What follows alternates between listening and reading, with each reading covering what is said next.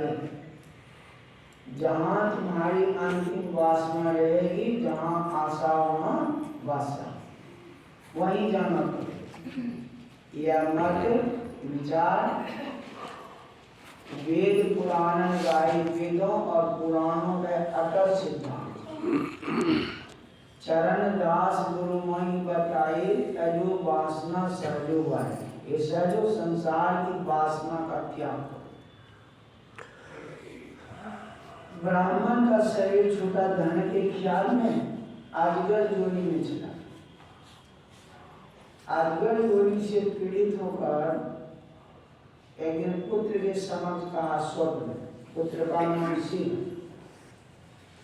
अगर तुम मेरा पुत्र हो, इस जोड़ी से मुझको मुक्त करो, अजगर जोड़ी से मुक्त। पुत्र ने पूछा, आपकी मुक्ति कैसे हो, उपाय बताइए, वो मैं करूँगा। हल्दी खत्म हो बनेगा, ये हाजिरी जरूरी थी, वो हाजिरी जरूरी थी। सत्संग के समय आरती हो जाएगी क्या, वो 50 लोग नहीं है, 10 कर दिया। अभी सत्संग से उधर रजिस्टर घूम रहा है, समझे होना चाहिए, समझे। इसलिए हम नया नया लागू की, बहुत जगह हो गया है, लेकिन होना नहीं चाहिए। ठीक है, जरूरी को पता समय भी देता था, इसलिए अटेंडेंस जो नहीं आया और आए नहीं आए, ठीक है। इस सत्संग कभी सत्संग बीच में बात करे कुछ और, अश्व अपराधी आत्मा तीन लोक नहीं छोड़। जरूरी है ना, जो कहा जा रहा है सत्संग काम लगा के सुने। ये हाजिरी में छुट्टी चल, नाम में रजिस्टर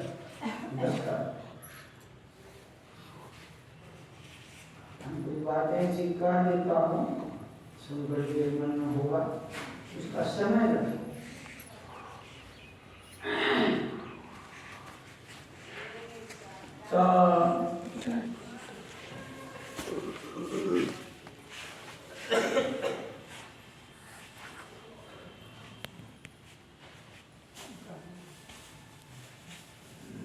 तो ब्राह्मण, हाँ, पुत्र ने से कहा, ब्राह्मण तीर्थ दान तप यज्ञ ये सब समर्थ नहीं है जीवों को मुक्त करने, मुक्ति दिलाने में ये सब समर्थ के धाटन करने से जीव जन्म मरण का चक्कर से नहीं छूटे।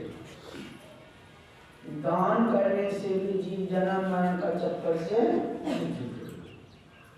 बाबा साहब कहते थे आज के गुरु, परमात्मा ने देव दुर्लभ शरीर दिया है, इसलिए भजन करके परमात्मा का अपने आवागमन का चक्कर से छुड़ा ले, इसलिए दिया है। अब हम ऐसे, अब हम ऐसे, यही जन्म का। जब परमात्मा की मौज नहीं हुई थी, 284 जीव नहीं था, तो परमात्मा ही था, और उनका भजन करके परमात्मा ही बन जाए। जाना तुम्हें तुम्हारी वही जाए, इसीलिए मनुष्य शरीर मिला है। इस काम को हमने नहीं किया, आपको बढ़िया बढ़िया काम किए। बाबा साहब ने बहुत अन्नदान किया, को अन्नदान की, वस्त्रों को वस्त्र दान किए, प्यासी को पानी पिलाए, पानी दान किए, मंदिर मस्जिद को सोना चांदी दान किया। 12 किलो का खड़ा भगवान राम को, 10 किलो चांदी, 2 किलो सोना से मना, अच्छी बात है। इसका क्या फल होगा अगर भजन नहीं करेंगे, ये सब इसका क्या फल है? तो बाबा साहब ने कहा अन्न दान किए, भजन जीवन में नहीं जोड़े, अन्न दान के अन्न का भोग आपको मिलेगा, सुंडा बनकर अन्न का भोग प्राप्त कर लेंगे। बहुत कपड़ा दान किए, आप भजन नहीं किए, चीलर बनकर के वस्त्र का भोग प्राप्त कर। बहुत प्यासे को पानी पिलाए, इस सच्चे गुरु के शरण में जाकर ईश्वर का भजन जीवन में नहीं जोड़े, कहा मेढक बन करके पानी का उपराग कर लेंगे, पानी में ही रहेंगे। बहुत सोना चांदी मंदिरों में दान, भजन नहीं। जिस समय बाबा साहब कह रहे थे उनका शरीर 19 जनवरी 1920 में छूटा, उसमें बारात में हाथी ले जाते थे और गहनों में जेवर से हाथी का शरीर को सजाया जाता। देखो हाथी के शरीर पर इतना सोना चांदी, हाथी का शरीर मिल जाए, सोना चांदी पहनने को मिल जाएगा। जब तक सच्चे गुरु के शरण में ईश्वर की भक्ति जीवन में नहीं जोड़ेंगे तो दोबारा मनुष्य शरीर नहीं, गुरु का वचन। इसलिए दान करने से भी मुक्ति नहीं, जब दान नहीं करना चाहिए सत्कर्मों में। गुरु महाराज जी का दान करने से आसक्ति रहेगी, भोगों की आसक्ति रहेगी, भजन नहीं होगा। 6 सागर का मंथन मंदार पहाड़ से हुआ था और उसमें विशेषता, उसमें एक भी संधि नहीं, गांठ नहीं, जोड़ नहीं। शुभ विचार मंदिर महा, साधकों का ऊंचा विचार, दृढ़ संकल्पी मन, जिस मन में संसारिक विषय वासना की एक भी गांठ नहीं। निष्काम मन से ही ध्यानाभ्यास रूपी मंथन होता है शरीर की समझ। निष्काम मन है मंदार का। तो दान करने से आसक्ति घटती, सहायक है भजन में। दान करके राजा भजन नहीं करे, बड़का दानी है, बैराग है, राग नहीं है आपको भोगों के प्रति। बैराग हो, अभ्यास नहीं करे तो आवरण का भेदन हो, जीपी में मिलेगा नहीं। इसलिए बैराग और अभ्यास दोनों। सिर्फ दान करने से मुक्ति नहीं। इसी बात ब्राह्मण ने कहा तप, तीर्थ दान तप। तपस्या करने से परमात्मा की प्राप्ति नहीं, तो मुक्ति नहीं। जोगी जोग से जावे तपसी दे जड़। तपस्या करने से परमात्मा की प्राप्ति नहीं, तो मुक्ति नहीं। अयोग से मतलब हठयोग, हठयोग करने से परमात्मा की प्राप्ति नहीं, तो मुक्ति नहीं। इसलिए तप करने से भी मुक्ति नहीं। चौथी बात है ब्राह्मण ने यज्ञ का, दान तप यज्ञ। यज्ञ से मतलब यहाँ द्रव्य यज्ञ, द्रव्य यज्ञों को करने से भी मुक्ति। द्रव्य यज्ञ करने स्वर्ग जाइए, ब्रह्मलोक जाइए, हजारों अश्वमेध करने वाले गए, अवधि खत्म हुई, ब्रह्मा भी कुत्ता का मुकाबला।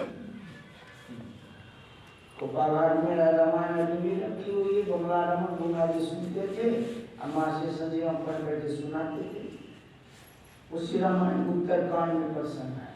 राजत्व काल में जब भगवान सिंहासन राज सिंहासन पर बैठे थे, हनुमान जी पाद पंकजों में हाथ जोड़े, उसी समय कुत्ता आएगा दरबार में, आके कुत्ता खस, भगवान को हंसी आ।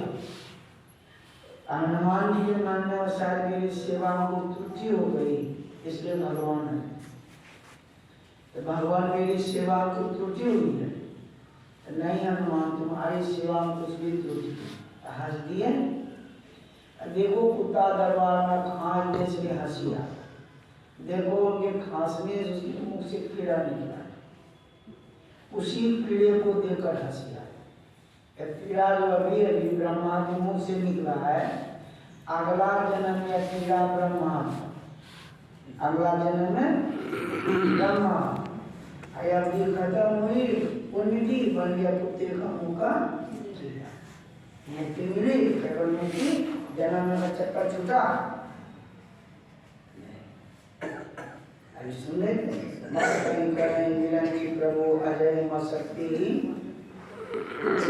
मच्छर को ब्रह्मा बना देते हैं कभी, या कभी ब्रह्मा मच्छर से नीचे की जोनी में गए। तीनों नाच रहा है, विधि अभी शंभु नाचा खुद नाच रहा है, और उन्हीं के शरण में जाने से हमारा नाचना कैसे बंद होगा, हमारा आवागमन कैसे खत्म। यही बात कृष्ण भगवान ने भी कहा योग श्रीमद् भागवत महापुराण उद्धव से, हे उद्धव न रोध्यति मां योगो, योग करने से हठ योग करने से मुझको कोई वश में नहीं कर सकता, यानी मुझको प्राप्त नहीं कर। आज मुझको प्राप्त कर लेता है उसका मैं गुलाम हो जाता हूँ, बस में हो जाता हूँ। हरि उद्धव से कहे संत से मैं डर, भगवान का जो उद्धव से संत से मैं डर के रहता हूँ, क्या आदेश दे देगा कौन काम कर पता, मैं डरते रहता हूँ संत से, बस में हो जाता है भगवान। हठ योग करने वाला मुझको कोई बस में नहीं कर सकता, मुझको प्राप्त न सांख्यम धर्म, सांख्य ज्ञान का कितना भी अनुशीलन कर लिया हो इससे भी मुझको प्राप्त नहीं कर सकता, और धर्म करने से भी मुझको प्राप्त नहीं कर सकता। अब जी तो ये है धर्म, धर्म करने से भी भगवान कदम मुक्ति नहीं। धर्म कर्म ये संसार के लिए, संसार का कार्य का संपादन सही से इसी के धर्म है। जब धर्मों का लोप हो जाता है, अधर्म बढ़ जाता है, अवतारवाद अंश बारंबार आते संसार में धर्म की स्थापना करते, इस संसार के कार्य का संपादन करते, धर्म संस्थापना का संभवामी युगे युगे। इससे करने से जन्म मरण का चक्कर नहीं खत्म है। 18वां अध्याय गीता में भी भगवान ने कहा सर्वधर्मान परित्यज्य माम एकम शरणं व्रज अहम त्वाम सर्वपापेभ्यो मोक्षयिष्यामि मा शुचि। हे अर्जुन, सभी धर्मों को छोड़ कर मेरे शरण में आ जाओ, सब पापों से मुक्त हो। इंद्रियों का धर्म अपना अपना, आँख का देखना, कान का सुनना, नाक का गंध तब तक होता रहेगा जब तक हमारी शक्ति इंद्रियों के संग रहे, और जब तक इंद्रियों के संग रहेंगे तब तक परमात्मा का दर्शन नहीं हो, मुक्ति नहीं। तो सभी धर्म से वे छूटेंगे, सभी इंद्रियों से अपने को छुड़ा मुक्ति। स्वाध्याय तपस्या, सभी धर्म शास्त्रों का अध्ययन कर लेने से भी मुझको प्राप्त नहीं कर सकता, तपस्या करने से भी मुझको कोई प्राप्त नहीं कर सकता। तपस्या त्यागी, घर द्वार छोड़ने से मुझको प्राप्त नहीं कर, एक घर छोड़े 10 घर को पकड़ देखते खाली चलना, सत्संग भजन कुछ नहीं, गड़बड़ चलना, कमिटी मार उठा दिया लड़ने का। इधर को मर्यादित है,